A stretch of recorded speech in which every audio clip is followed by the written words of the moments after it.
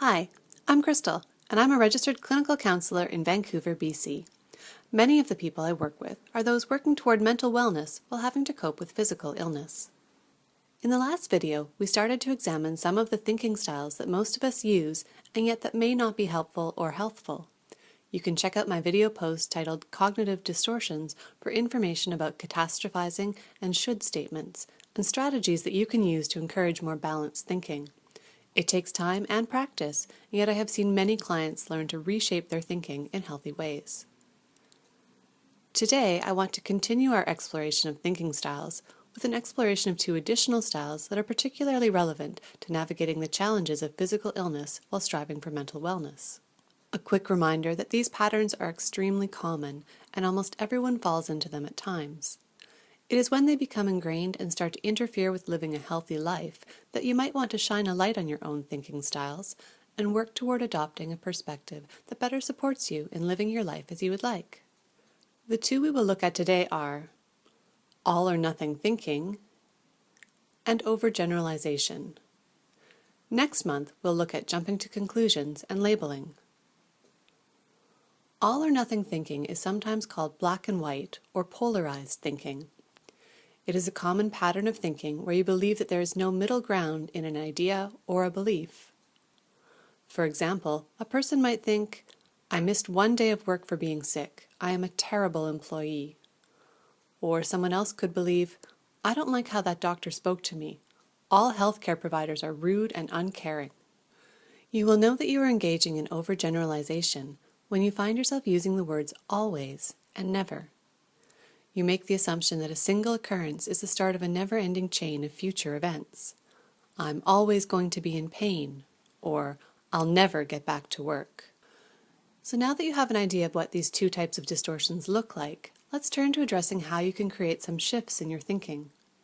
As I mentioned last week, simply viewing this video and creating some awareness is an essential first step.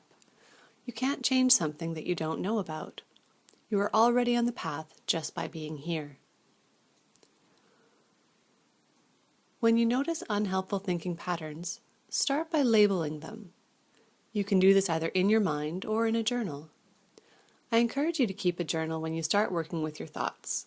The act of writing promotes a deeper examination of the truth of the statement. It also records the immediate thought so that you can look at it with more objectivity at a later time in a way that you simply can't when the thought is very new and feels true. You'll find there is a lot of overlap in the strategies to use in developing more adaptive thought patterns. You will likely notice that many of the suggestions for one style of thinking will be equally helpful for other styles. When it comes to all or nothing thinking, here are a few ideas to create a greater awareness that there might be a truth that is less polarized. Try replacing the extremes with shades of gray, or imagine the thought is on a spectrum. For example, instead of placing the thought, I'm a terrible employee, at the far end of one line, you could consider that maybe the truth is more toward the middle, such as, I made a mistake, and I'm still a hard worker. Investigate exceptions to the black and white ideas. You might consider that although the recent experience with your doctor was distressing, perhaps all doctors aren't bad. In fact, you probably have had some good interactions with other doctors at other times. To combat the self-judging extremes such as, I'm a failure, start keeping a log or a record of your successes and your accomplishments. This will be something you can refer to if you find yourself having all or nothing thoughts relating to your own self-worth. For overgeneralization, there are some strategies to consider as well. If you notice yourself using the words never or always, stop and consider if you can think of even a single instance that runs counter to the statement or belief. For example, if you're worrying that you'll never work again, consider if there's been even a moment lately when you felt well enough to contribute. Imagine what a third party might say if they were in the same situation. Is there a possibility that they might view things differently? If so, is it possible there is another way for you to view the situation?